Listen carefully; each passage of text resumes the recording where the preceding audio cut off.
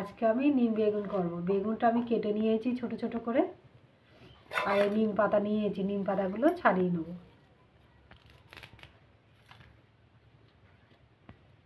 নিম পাতাগুলো সব ছাড়িয়ে নিয়েছি। আমি এবার গ্যাসটা জ্বেলে নেব। গ্যাস জ্বালিয়ে কড়াটা বসিয়ে দিয়েছি, আর কড়াটা গরম হয়ে গেছে। আমি এবার সরষের তেল দিয়ে দেবো।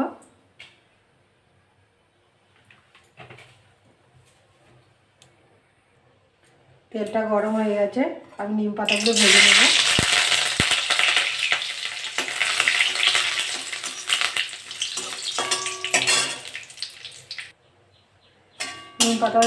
নিম পাতাটা ভাজা হয়ে গেছে, আমি এবার তুলে নেব। সব নিম পাতাগুলো তুলে নিয়েছি। ওই তেলে আমি পাঁচফোড়ন দিয়ে দেবো।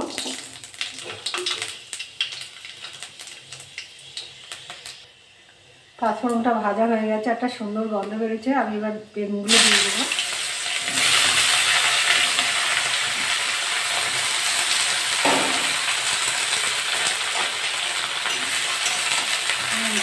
ভাজবো।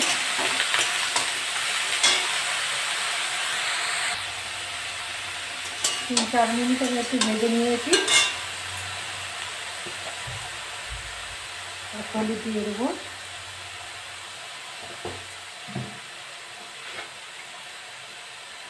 লবণ দিয়ে দেবো,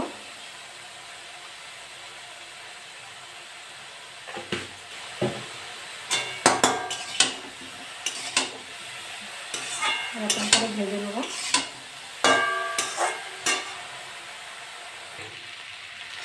বেগুনটা ভাজা ভাজা হয়ে গেছে, আমি একটু চিনি দিয়ে দিই।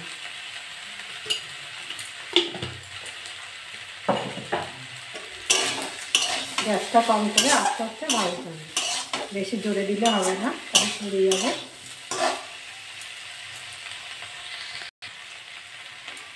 বেগুনটা আমার হয়ে গেছে। আমি যে নিম পাতাটা ভেজে রেখে দিয়েছিলাম এটা গুঁড়ো করে নেব।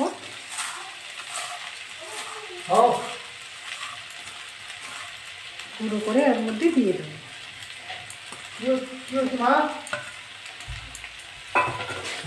নেড়ে চেড়ে একটু ভেজে নেব।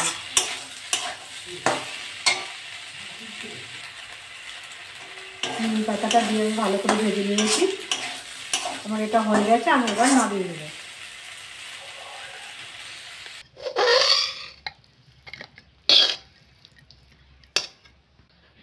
দেখুন কি সুন্দর হয়েছে। এরকম করে বাড়িতে রান্না করে খাবেন।